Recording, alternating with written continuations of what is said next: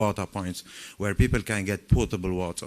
We are also providing purification system that actually purify the water and speak and train them about how to collect water from water harvesting because they don't have access to water. Luckily, we get in water. Of course, the hygiene and all that's also is something that has been provided. We have the opportunity to erect about 2,000 shelter box shelters. And I'm speaking here, this is an invitation to the humanitarian players to actually for us to work together to see how we can deploy that quick, because everyday people are basically roofless, right? So we want to move from the recovery, right? From the response into recovery swiftly, but we cannot deny that relief is still required, especially in certain areas and targeted. And this is the function of what we do. We're trying to figure out where are the areas that we can start, open up the markets and all of that. So we're working with the private sector and everyone on that.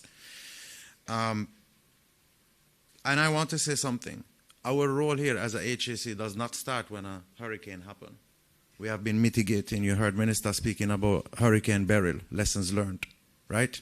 Now we need to swiftly apply all those lessons learned, and we need to learn again from lesson, mitigate, prepare, so we can respond. Thank you.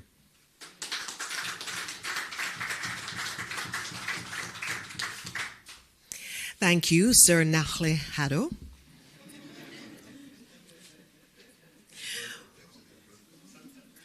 We now move to our friends from the Jamaica Defense Force, and Colonel Anthony Gregory will be speaking. Let's welcome him, please.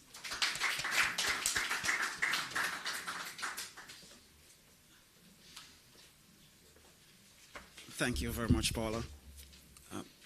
Minister, Permanent Secretary, special invited guests, members of the press, good morning. We would have heard the Minister spoke about the relationship between the Ministry of Labor and Social Security and the Jamaica Defense Force. And it's not my intent to rehash the numbers because we have been working closely together. But my intent today is to give you a broad overview of what we have been doing, how we have been working, and to give you also an overview of how do we get the relief to the Jamaican citizen. Today is not just to share information, but also to celebrate the unity and resilience that defines our nation. The Ministry of Labor and Social Security and the Jamaican Defense Force have been working together to develop and design humanitarian support for the people of Jamaica. This started well before the hurricane. As a matter of fact, we started to plan and pre-position items well before the hurricane. Just after the hurricane, we jumped into action. This is with a warehouse of approximately 90,000 square feet in Upper Camp. We have subsequently increased the size and capacity of that warehouse by approximately 3,500 square feet. And this is through the donation of sea containers from the Seabed Authority through Kingston Wharves. And from that warehouse, we have been producing those packages that you heard the Minister spoke about. He gave you by members of the Jamaica Defense Force, members from the Ministry of Labor and Social Security, and also volunteers. We have the capacity to scale up, and we have been constantly scaling up, and we have the capacity to produce up to about 10,000. And we are continually working on that. The primary focus of the warehouse started in producing care packages, food packages, but we have pivoted and we not only produce care packages, we're also producing humanitarian supplies. So non-food items is also coming from this warehouse. And these non-food items, including the tarpaulins, hygiene kit, a number of the items that the Minister spoke about earlier. Now that we have built out our logistic chain, and what do I mean by that? The hub and spoke chain that you would have heard members from ODPEM spoke about. Now that that has built out and we have parish hubs in most of the affected parishes, what we're seeing now is items from a lot less food drops, but items from the warehouse are now moving via road, since that the roads are now open, to the hubs. store at the hubs, and then from the hubs, they can move to community distribution point or humanitarian support area where they are distributed. So that is a broad look at what the logistic chain is like.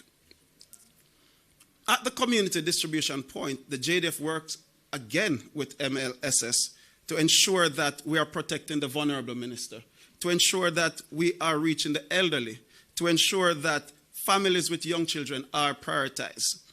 So that relationship starts at the warehouse, but it continues to that last mile to ensure that we are reaching everyone.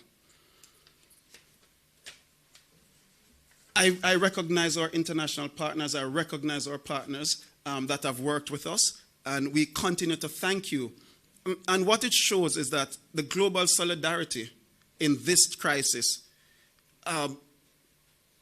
goes beyond borders. It shows the compassion of our partners that works with us. And we are deeply grateful for your contribution. We are deeply grateful for the contribution of everybody.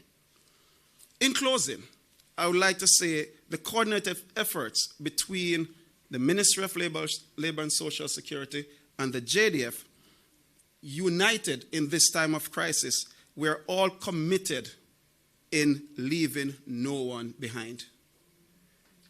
On behalf of the Chief of Defense Staff, let me extend a heartfelt gratitude to the members of the Ministry of Labor and Social Security for your work, to all the men and women of the Jamaica Defense Force as we face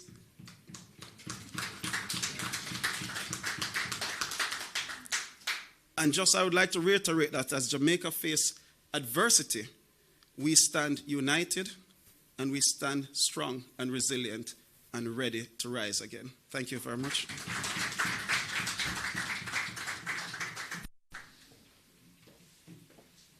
Thank you, Colonel Gregory.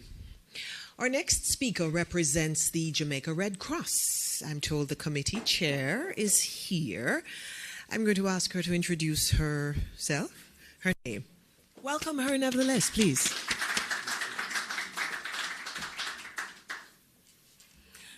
Thank you, Paul.